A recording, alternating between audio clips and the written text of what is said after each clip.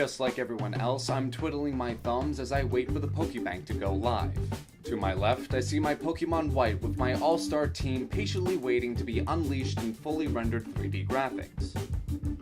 I'm tired of decimating the Elite Four, so I decided to toy around with my Pokemon that I have in my Y version. Now, some of these movesets and playstyles might not work competitively, but they're fun to play and they can most likely give you an edge over some of your friends. The first Pokemon I want to focus on is Venusaur. For my first run-through of Pokemon Red, I chose Bulbasaur as my starter. I loved him back in the day, but now he kind of falls flat, especially compared to Charizard and Blastoise. However, now that we're in the new generation, Venusaur has more tricks up its sleeve. It has an impressive move pool that allows it to have various movesets that you can choose from.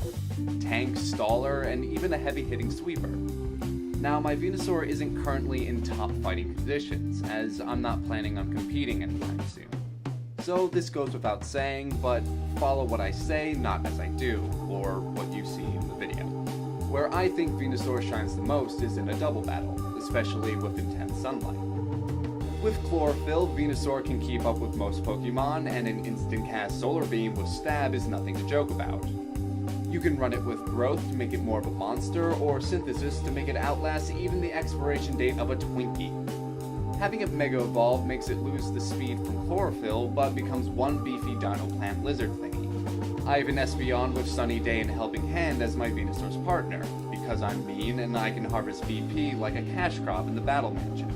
Of course, this moveset would work better with a Pokemon that has Drought, so a Ninetales or a Mega Y Charizard would work the best. This moveset is kind of high risk, high reward. It only works if you can keep the weather as intense sunlight, and since weather only lasts 5 turns now, this may not be the best for long fights. And you're kind of SOL if your opponent changes the weather on you. You could give it a more poison-oriented moveset. With the new Fairy type, Venusaur has become an effective Fairy killer.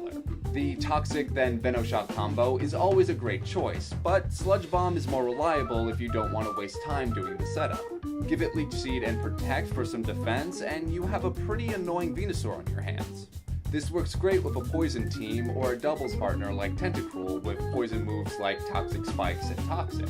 And lastly, my favorite moveset for Venusaur, the Staller. Stallers are always annoying to fight, and Venusaur can do it in spades. Use Leech Seed and Toxic to whittle down your opponent's health, and have Protect and Ingrain to keep you alive.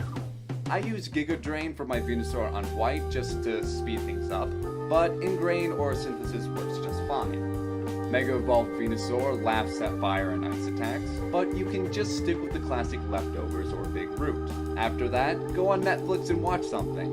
Your opponent's gonna need a lot of time if they want to kill Stonewall Jackson, aka your Venusaur. Will Venusaur ever hit Uber? Can you make your opponent regret underestimating Venusaur? Oh yes, very much so. I'll probably make more videos while I wait for the Pokebank to release, but until then head over to USGamer.net for all your gaming needs. Do you agree with my choices? What would you change? Tell me what you think in the comments below.